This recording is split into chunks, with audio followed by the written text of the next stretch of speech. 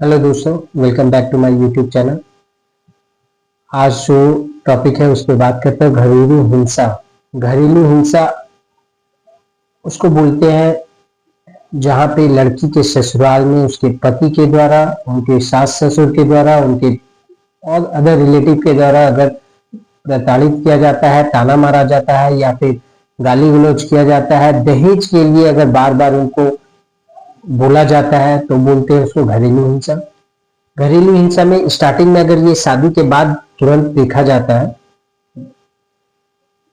तो इस पे आप तुरंत एक्शन नहीं ले। लड़की को मैं बोलना चाहता हूँ या बताना चाहता हूँ, तुरंत कोई एक्शन नहीं ले। थोड़ा बहुत अगर पेशेंस है तो उसको बनाए रखे। कुछ दिनों के बाद नया नया जगह जाने पर होता है ऐसा, कुछ दिन के बाद वो नॉर्मल खुद अपने आप हो जाता है या घुल मिल जाता है, या फिर आप अपने स्तर से थोड़ा उसको संभालने का कोशिश कीजिए।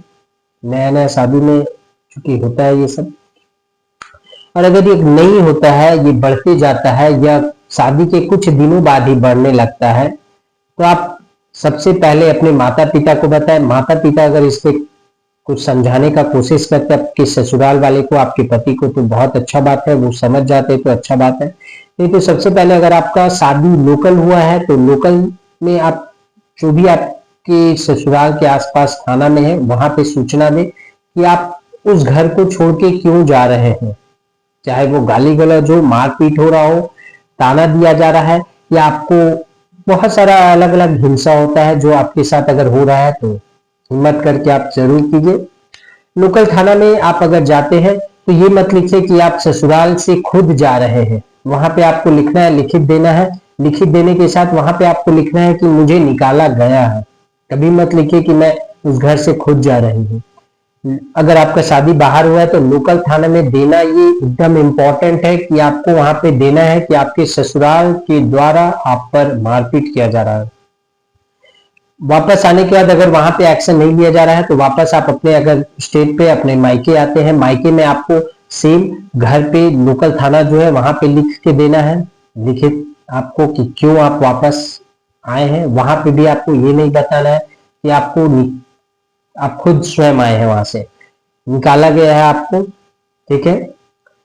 लोकल थाना अगर वहां एक्शन लेता है तो पहले था सीआरपीसी, आईपीसी 498 ए में होता था, रजिस्टर होता था केस जिसमें लिखा हुआ है हस्बैंड और relative of husband of a women subjecting her to cruelty.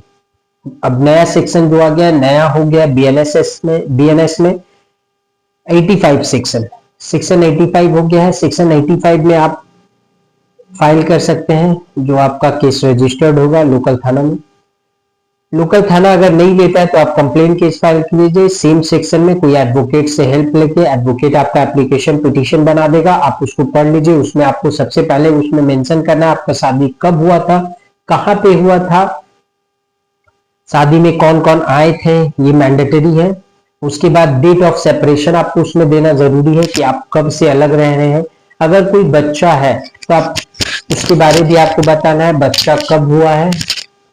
उसके बाद आप मेंटेनेंस फाइल करें। मेंटेनेंस फाइल करते हैं, मेंटेनेंस आपको फाइल करना है। बहुत सारे एडवोकेट्स हैं जो सजेशन देते हैं मेंटेनेंस फाइल नहीं करके आपको डाइवोर्स फाइल करने का सजेशन देते हैं, या लड़की खुद गुस्सा से वो चाहती है कि मैं डाइवोर्स लूं, तो ये आप नहीं करें। डाइवोर्स अगर आप पहले फाइल करते हैं और डाइवोर्स अगर हो जाता है तो आप मेंटेनेंस के लिए लाइबल नहीं होते हैं। बहुत कम सिचुएशन होता है कि मेंटेनेंस आपको डाइवोर्स के बाद मिले, तो आपको इस बात का ध्यान रखना है कि आपको मेंटेनेंस पहले फाइल करना है। मेंटेनेंस में आप फाइल करेंगे तो कोर्ट में आपको सबसे पहले प्री कॉग्निजेंस नोटिस जाएगा, जिसमें अगर लड़का आ जाता है तो बहुत अच्छा बात है। प्री कॉग्निजेंस जब जाता है, लड़का आता है, तो जैसे लड़का अपियर होता है वो मेडिएशन में रेफर होता है कोर्ट के द्वारा। मेडिएशन में आपका अगर सक्सेसफुल होता है, मेडिएशन हो गया मध्यस्थता, कोर्ट ये एक इंपॉर्टेंट है स्टेप जो कि कोर्ट हर फैमिली मैटर पे लेता ही है। अगर मीडिएशन में रेफर होता है, सक्सेस हो जाता है तो ठीक है, नहीं होता है तो वहां से वापस कोर्ट में आता है। कोर्ट में आपको अगेन फाइल करना है इंटरिम मेंटेनेंस, जो कि उसी में फाइल होगा जो आप फाइल किए हैं। इंटरिम मेंटेनेंस फाइल होगा। इंटरिम मेंटेनेंस हो गया कि आपको लड़का के द्वारा कोर्ट के निर्देशों पर आपको मेंटेनेंस दिया जाएगा, आने जाने के लिए खर्च, वकील के लिए खर्च, कोर्ट में केस लड़ने का खर्च, खाने पीने का खर्च, जो भी है।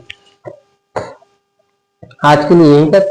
अगर मेरे इस चैनल में आप सब्सक्राइब नहीं किए हैं या इससे रिलेटेड और भी कुछ जानकारी चाहिए तो मेरे को कमेंट बॉक्स में कमेंट जरूर करें और मेरे चैनल को सब्सक्राइब करें। Thank you.